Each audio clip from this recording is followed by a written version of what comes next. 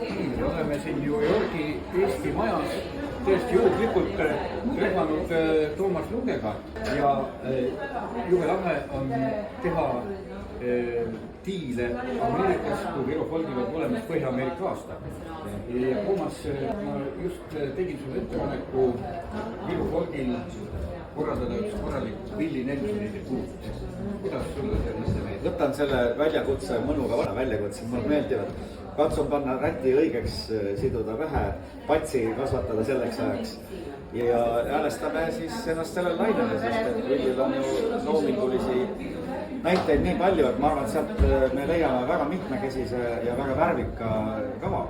Ma olen aru saanud, et Willie Nelsoni muusika on sind ikka juba pikemalt nagu kuidagi kõnetanud. Ja pigem alguses ikka muusika, siis ma olen jälginud ka teda neid filmi rolle päris huviga. Ja ma olen ise laulnud küll aastaid tagasi seda kõige kuulsamat Under Round Again. Ja seal on veel lugusid, mis on mulle väga südamelähedased. Igatahes Viru Folgil 8. augustil tuleval aastal pealaval kell 7 õhtul Willie Nelsoni tribuut. Järgige reklaami.